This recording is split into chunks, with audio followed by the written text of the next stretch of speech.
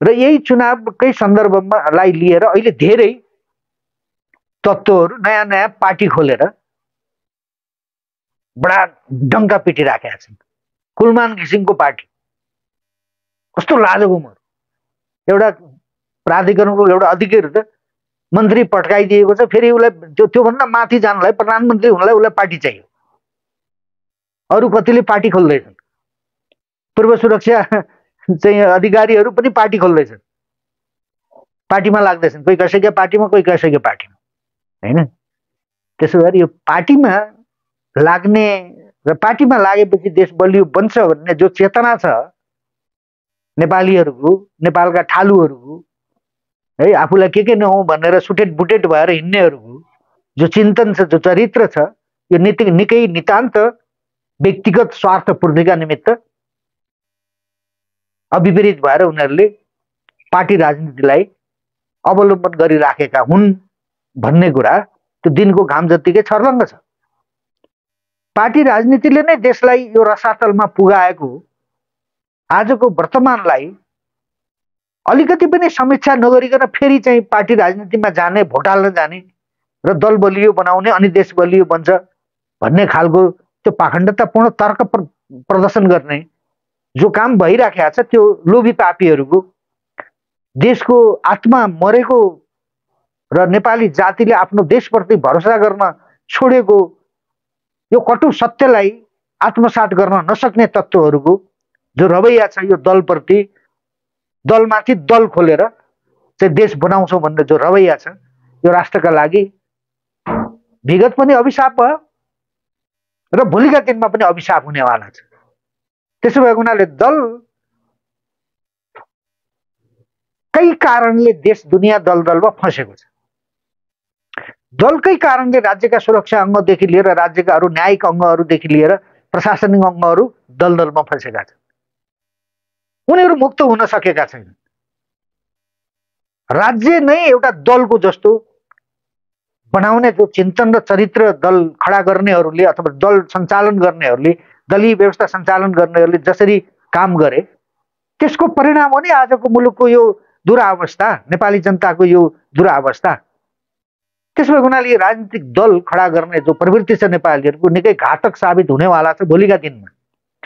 त मैले के देखिराखेको छु भने यिनले जेसुकै गरे पनि यो लोभी पापीहरूको चाहिँ आफ्नो स्वार्थका निमित्त जे पनि गर्ने अथवा राजनीतिक सत्ता र शक्तिमा जानका निमित्त जे पनि गर्ने, कता जोडिएर कहाँबाट कसरी आफूलाई सत्ता प्राप्त हुन्छ त्यो गर्ने जो त्यो मौकावादीहरू, त्यो टाठा बाठाहरू जो छन् है, तिनीहरूको जो रवैया अहिले देखिँदैछ, दल माध्यम नयाँ दल खोलेर वा पुराना दललाई एक्टिभ गरेर जो काम गर्न खोजिँदैछ, मलाई लाग्छ यो राष्ट्रका लागि अरू भयावह एउटा स्थिति निर्माण गर्ने एउटा अभियान हो। यो कुनै मुलुकलाई ठिक ढङ्गले अगाडि लैजाने माध्यम होइन, नेपाली जातिलाई एकताबद्ध बनाएर अगाडि लैजाने माध्यम होइन। प्रश्न छ, यसले विखण्डन ल्याउँछ, यसले विभाजन ल्याउँछ, यसले सामाजिक द्वन्द्व ल्याउँछ, यसले समाजमा मारकाटको स्थिति सिर्जना गर्छ। अन्ततः नेपालीहरू आफ्नै बुद्धिले गृहयुद्धको सामना गर्नका निमित्त बाध्य हुने स्थिति निर्माण हुँदै जान्छ। त्यो विगत पनि त्यही भएको हो, भोलि पनि त्यही हुनेवाला छ। विगत हामीले देखेका छौँ, काङ्ग्रेस एमालेहरू सत्तामा हुन्थ्यो भने माओवादी कहाँ हुन्थ्यो? काङ्ग्रेस एमालेकै नेता कार्यकर्ताहरूले चाहिँ राज्यका सुरक्षा अङ्गका हतियार लिएर माओवादीलाई खोज्दै मार्न गएको हामीले देखेका छौँ। माओवादीहरूले पनि त्यसरी काङ्ग्रेस एमालेहरूलाई चाहिँ हत्या गरेको थियो, त्यो जगजाहेर छ नि। त त्यस्तो खालको तल्लो स्तरको चाहिँ एउटा राजनीतिक धन्दा चलाउनका निमित्त पनि नेपालीहरू हिजो तयार भएको त्यो हामीले देखेका छौँ। भोलि पनि त्यो गर्छ नेपालीहरू। नेपालीहरूलाई त यस्तो चाहिँ पशुतुल्य एउटा विवेक र विचार बोकेर बाँच्न अभिशप्त बनाइएको छ। त्यसले मानवता के हो त्यसले जान्दैन, धर्म के हो त्यसले जान्दैन, त्यसले भाइचारा के हो त्यसले जान्दैन। त्यसले सहअस्तित्वको रक्षा गर्नुपर्छ भन्ने कुरा जान्दैन, त्यसले के गर्न हुने के गर्न नहुने भन्ने कुरा जान्दैन। हामीले अहिले यो यो यो 2-4 महिनाका घटनाक्रमहरूलाई पनि हामीले हेऱ्यौँ भने प्रष्ट रूपमा देखिन्छ। जेनजी आन्दोलन एक प्रकारको त्यो विध्वंस एउटा जो मचियो त्यो आन्दोलन माध्यम, त त्यो आन्दोलनमा पनि एकाध केही अमानवीय घटनाहरू घटे, तर त्यति ठुलो अपराध जन्ने काम त्यो आन्दोलनकारीहरूबाट लुटपाट आगजनी गर्ने आदि इत्यादि कामहरू भयो। तर मानिसलाई, विरोधीलाई अथवा त्यो नेताहरूलाई मारिहाल्ने काम चाहिँ कहीँ पनि भएन। नेपाली जनताले चाहिँ मानवता गुमाएको छैन, तर यो राजनीतिक पार्टीमा लागेका जो तत्त्वहरू छन् यिनीहरूले मानवता गुमाएर शासन गरेको, यिनीहरूले एक दलले अर्को दलप्रति त्यो ढङ्गले प्रतिशोध राखेर निषेध गर्न खोजेको, एक दलले अर्को दलका कार्यकर्ताहरूलाई मारेको, त्यो त हामीले देखेका छौँ नि हिजो। त्यसो भए उनीहरूले दलीय व्यवस्था भनेको यो अपराधीहरूले चलाउने व्यवस्था हो।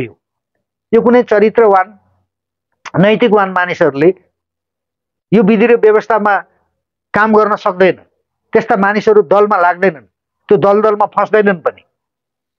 त्यसो भए उनीहरूले दलीय व्यवस्था भनेको कुनै विचार सिद्धान्त र कुनै एउटा आदर्शमा आधारित राजनीति गर्ने विधि र व्यवस्था होइन। यो हजार थरी फटाहरू है, लोभी पापीहरूलाई जम्मा गरेर एउटा दल खडा गरेर देशलाई र समाजलाई अस्तव्यस्त बनाउने यो धन्दा हो। त्यसो भए उनीहरूले, म व्यक्तिगत रूपमा यो धन्दाको विपक्षमा छु। दलीय व्यवस्थाले देशको कल्याण हुँदैन, नेपाली जातिको पनि कल्याण हुँदैन र देश गृहयुद्धमा बाट कहिले पनि मुक्त हुँदैन, समाजमा शान्ति पनि हुँदैन, नेपाली जातिका बीचको एकता पनि त्यो कायम रहन सक्दैन। यसले अरू विभाजन ल्याउँछ, अरू द्वन्द्व ल्याउँछ, अरू मारकाटको स्थिति सिर्जना गर्छ। त्यसो भए उनीहरूले यो चुनावलाई बहाना बनाएर फागुन 21 गतेलाई के अरे टार्गेट गरेर जसरी नयाँ दल खडा गरिँदैछन् र पुराना दलहरू जसरी त्यो चुनावमा भाग लिनका निमित्त तयार हुँदैछन्, एमाले त्यत्रो घुर्की लगाएको थियो ओलीजीहरूले चुनाव हुँदैन, हामी जाँदैनौँ, कसरी गर्छ भनेर त्यो पार्टी पनि निर्वाचन आयोगमा गएर दल दर्ता गरेको छ चुनावमा। किनकि यो लोभी पापीहरू मुक्त हुन सक्दैनन्, कुनै अडान नै हुँदैन उनीहरूसँग है। त्यसो भए उनीहरूले यो दलीय व्यवस्था माध्यम आफ्नो जीविका टारिरहेका नेता भएर हैन, भाषण गरेको भरमा आफ्ना शाखा सन्तानलाई पोस्न पाइने, तलब पाइने, सुरक्षा पाइने हैन, अस्वाभाविक शान र मानको जीवन पाइने देशभित्र देश बाहिर, यो जो सजिलो जो अवस्था छ, यो दल खोलेर नेता बनेर सजिलै बाँच्न पाइने जे परिस्थिति छ, जो लोकतन्त्रको नाममा, प्रजातन्त्रको नाममा, गणतन्त्रको नाममा जे यिनीहरूले मनपरी गरिराखेका छन्, अनि त्यो अरूले पनि त्यो रहर गरे। नयाँ दल खोल्नुको कारणै त्यही हो, कुनै देश बनाउनका निमित्त होइन, नेपाली जातिले सुख र शान्तिको जीवन प्रदान गर्नका निमित्त पनि होइन, भ्रष्टाचार रोक्नका निमित्त पनि होइन। हैन, कसरी हुन्छ दल खडा गर्ने, हैन, जनतालाई आफ्ना वरिपरि घुमाउने, जनताको भावनासँग खेलवाड गर्ने अनि शासन सत्तामा आएर ठालु पल्टिने हैन। यो 30 वर्षमा यस्ता मानिसहरू नेता भएको मैले देखेको छु, त म भन्नै सक्दिनँ त्यस्ता थर्ड क्लास मानिसहरू पनि राजनीतिमा आएका छन्, नेता भएका छन् है। तिनको शान र मानको जीवन तिनले प्राप्त गरेका छन्, जसको कुनै औकात नै छैन, न विवेक र विचारको औकात छ, कुनै हैसियत छ, न त्यसले कुनै त्याग र तपस्याको जीवन चाहिँ व्यतीत गरेको छ, बाँचेको छ, न राष्ट्र र जनताको बारेमा त्यसले हृदयदेखि न चिन्ता गर्छ, न चिन्तन गर्छ, न त्यो खालको उसँग चरित्र छ। त्यस्ता लम्पटहरू जब राजनीतिमा आएर शान र मानको जीवन उनीहरूले प्राप्त गर्छन्, त्यसपछि अरूलाई पनि त्यो भोग जाग्छ। अहिले भइरहेको त्यही हो। त्यसो भए उनीहरूले दलीय व्यवस्थालाई सम्पूर्ण रूपमा केही समयका लागि निषेध गरेर अगाडि जानुपर्छ यदि देशलाई सुरक्षित राख्ने हो भने, नेपाली जातिलाई एकताबद्ध बनाइराख्ने हो भने।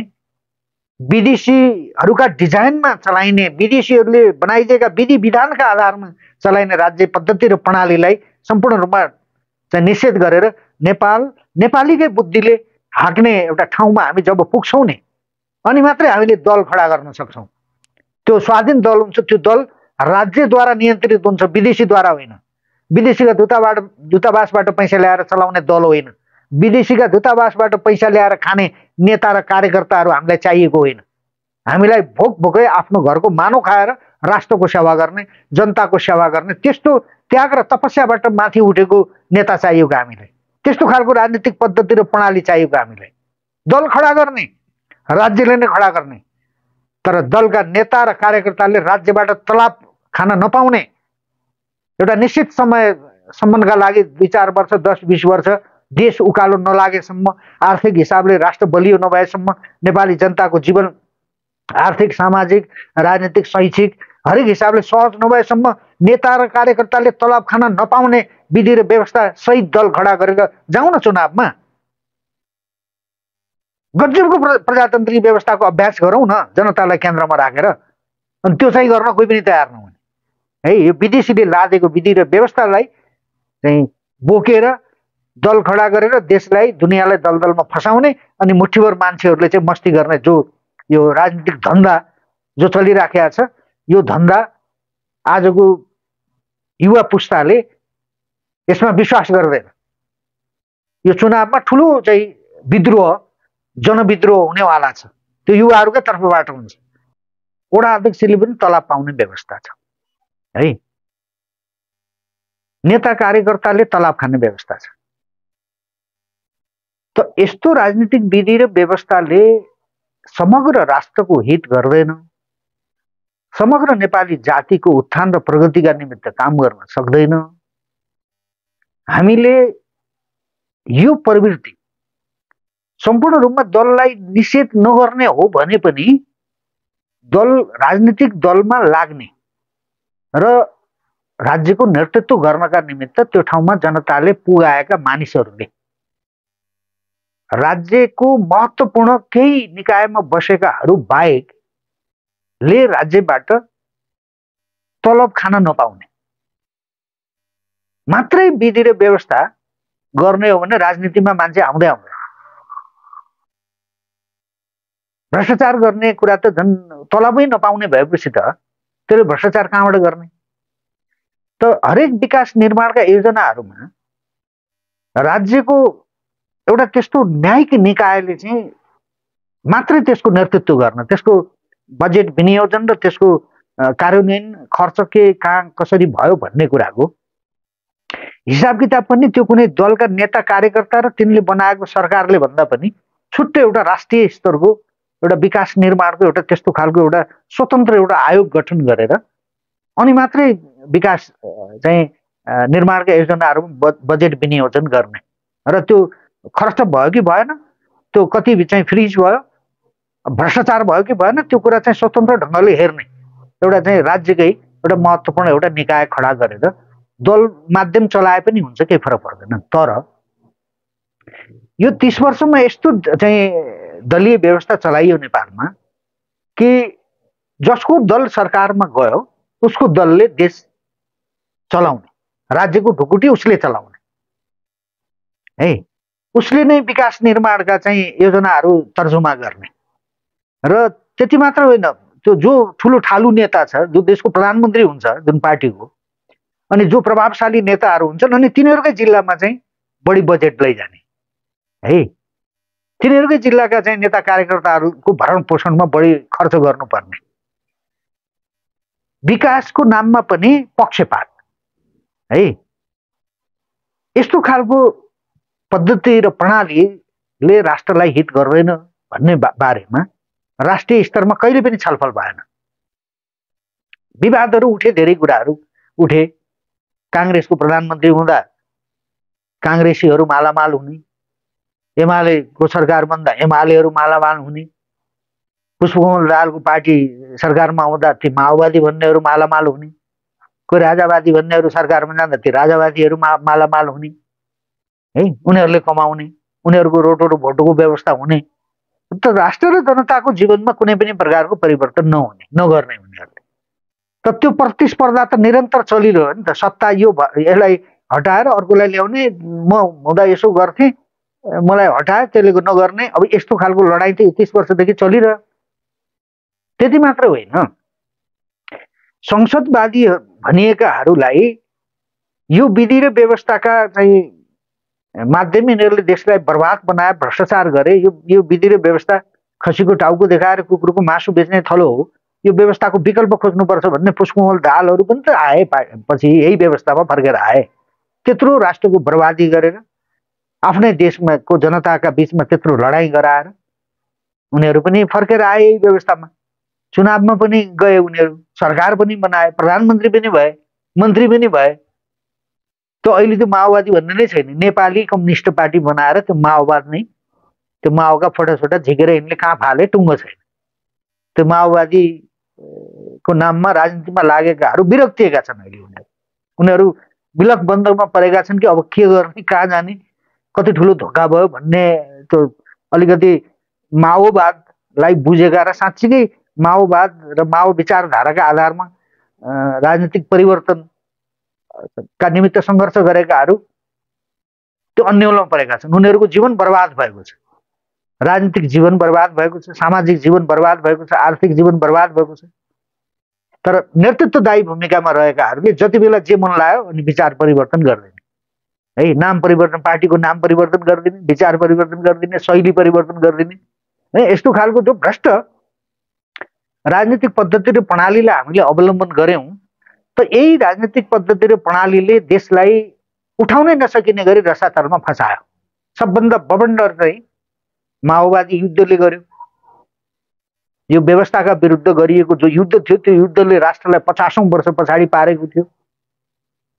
त त्यसपछिका यी 12-15 वर्ष त्यो माओवादीलाई समेत शान्ति प्रक्रियामा ल्याइसकेपछि यिनले के गणतन्त्र के तन्त्र भने, लोकतन्त्र के भने यिनीहरूले, त त्यसपछिका यहाँ 18-20 वर्षमा पनि यिनीहरूले मनपरी गरे। त्यसपछि नै त्यो युवाहरूले जेनजी युवाहरू पुस्ताको आवरणमा बर्बाद भयो नि त देश त खरानी भएर ढल्यो नि। सिंहदरबार जस्तो त्यो चन्द्र शमशेरले बनाएको सिंहदरबार समेत खरानी बनाउने गरिकन कस्तो खालको राजनीतिक विधि व्यवस्था र पद्धति र प्रणाली अवलम्बन गरेर रहेछौँ त हामीले कि जनताको आक्रोशको अगाडि कोही पनि टिक्न सकेन। शासकहरू भागाभाग भए है, सुरक्षा अङ्गहरू भागाभाग भए। त त्यो स्थिति त यही विधि व्यवस्थाले चाहिँ निम्त्याएको हो नि त। त्यो स्थिति अब यति पनि चाहिँ विवेक प्रयोग गर्न नसक्ने, यति पनि बुझ्न नसक्ने दुनियाँ जहाँ हुन्छ, जहाँ फकत राजनीतिक धन्दा चलाउनेहरू बलवान हुन्छन् र दुनियाँ त्यस्तै तत्त्वहरूका पछाडि दौडिने, अनि तिनीहरूलाई नै भोट हाल्ने, तिनीहरूका नै पार्टीमा लाग्ने, कार्यकर्ता बन्ने, नेता बन्ने, झन्डा बोक्ने पार्टीका, तर राष्ट्रको झन्डा बोकेर राष्ट्र बचाउनका निमित्त र आफू पनि बाँच्नका निमित्त, आफ्ना आजको वर्तमान र भोलिका आफ्ना पुस्ताहरूको भविष्यको पनि चाहिँ चिन्ता गर्ने खालको विवेक र विचार नराख्ने नेपालीहरूले सुख पाउँछन् होला, यो देशभित्र शान्ति र अमन चयनका साथ जीवन बाँच्न पाउँछन् होला, म चाहिँ त्यो कल्पना पनि गर्न सक्दैन। नेपालीहरूको यो चिन्तन, यो चरित्र अत्यन्तै डरलाग्दो देखिन्छ।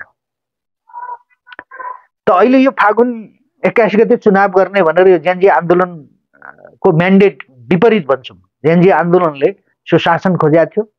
जेनजी आन्दोलनले देश र जनताप्रति गद्दारी गर्ने, गद्दारहरू, शासन प्रशासनमा बसेर राष्ट्र र जनताप्रति बेइमानी गर्नेहरू, जनताको शोषण गर्नेहरू, विदेशीहरूसँग असमान सन्धि सम्झौता गरेर राष्ट्रलाई कमजोर बनाउने तत्त्वहरू माथि कारबाही गरोस्, कारबाही हुनुपर्छ उनीहरूमाथि। सुशासन चाहिँ हामीले पाउनुपर्छ भनेर जनताले, जेनजी युवाहरू माध्यम जो 2 दिनमा जो भयावह एउटा आन्दोलन जो सृष्टि भयो नेपालमा, त त्यसपछि निर्माण भएको सत्ता त्यो चुनाव गराउनका लागि निर्माण भएको जस्तो भइराखेको छ र प्रधानमन्त्रीले चुनावका लागि सबलाई चाहिँ आह्वान गरिराख्नु भएको छ। थाहा छैन उहाँले त्यो के कारणले गर्दै हुनुहुन्छ। उहाँले पनि आफूले पनि त्यो आत्मसमीक्षा गर्नुपर्ने हो। अहिलेको प्रधानमन्त्रीजीले, सुशीला कार्कीले, म कुन अवस्थामा म प्रधानमन्त्री बन्न आएको हुँ भन्ने कुरा उहाँले बुझ्नुपर्ने हो। उहाँले बुझिराख्नु भएको छैन यो कुरा। उहाँले सहज ढङ्गले चाहिँ म आएको हुँ भन्ने नै उहाँलाई लागिराखेको छ। र चुनाव गराउने मात्रै मेरो कर्तव्य हो, मेरो दायित्व त्यति मात्र उहाँले भनिराख्नु भएको छ।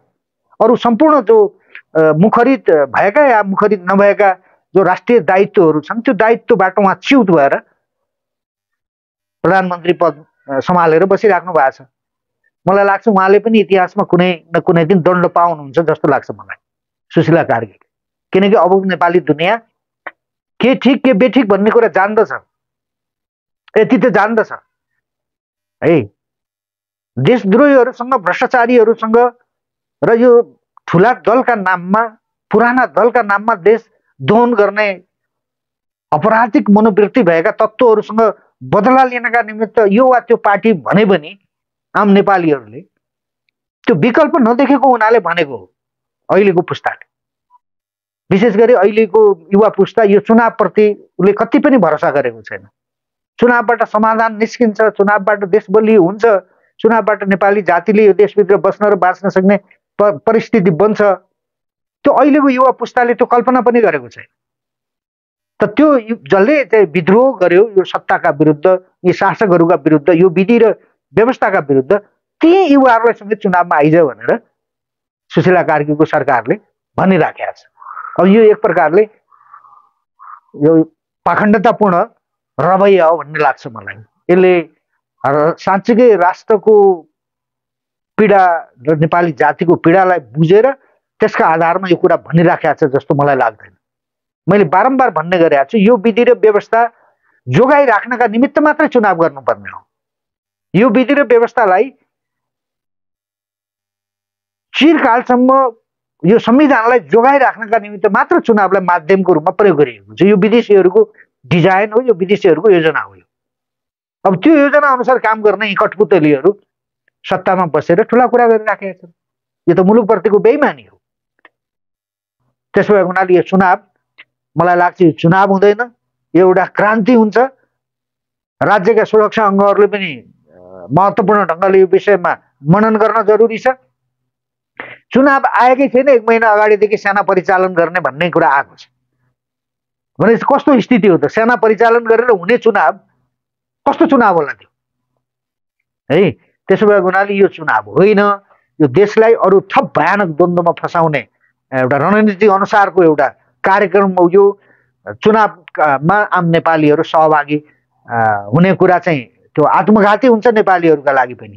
त्यसो भएको हुनाले दल खोल्ने, देशलाई दलदलमा फसाउने जो लोभी पापीहरूको धन्दा छ, त्यो धन्दाबाट आम नेपाली सचेत नेपालीहरू, विशेष गरी अहिलेको जो युवा पुस्ता छ, यो युवा पुस्ताले गम्भीर ढङ्गले समीक्षा गरोस् अनि मात्रै चुनावको कुरा गरोस्। त्यसले है चुनावबाट समाधान आउँदैन। यो विषय सबैको लागि सोचनीय विषय हो। देशलाई सहज बाटोमा लैजानका निमित्त चुनाव नै महत्त्वपूर्ण हुन्थ्यो भने बारम्बार चुनाव भएको छ त कहिले पनि देशमा शान्ति सुव्यवस्था कायम भएको छैन, भ्रष्टाचार रोकिएको छैन, देशद्रोह रोकिएको छैन र विदेशीका दलालहरूको मनपरी कहिले पनि रोकिएको छैन। र विदेशीका दलालहरू नै शासन सत्तामा आउने विधि र व्यवस्था हो यो, र चुनावले गर्ने पनि त्यही हो। त्यसो भएको हुनाले चुनावको विपक्षमा सचेत नेपालीहरू उभिनुपर्छ, किनकि यो हाम्रा बुद्धिले गर्न खोजिएको होइन, हाम्रा पुँजीले गर्न खोजिएको होइन। यो विदेशीबाट ऋण ल्याएर नेपाली जनताका टाउकामाथि ऋण थुपारेर चुनाव गराउने र लफङ्गाहरूलाई शासनमा ल्याएर राखेर अनि नेपालीहरूले शासित हुनुपर्ने, यो असह्य हुन्छ। यो कुरा व्यक्तिगत रूपमा मेरो लागि यो कुरा असह्य छ। आम नेपालीहरूले पनि मैले जसरी बुझिराखेका छु त्यसरी नै बुझिदिनका निमित्त म विनम्र अनुरोध गर्दछु। अरू अन्य विषयमा फेरि कुरा गरौँला। आजलाई यति भन्छु। धन्यवाद।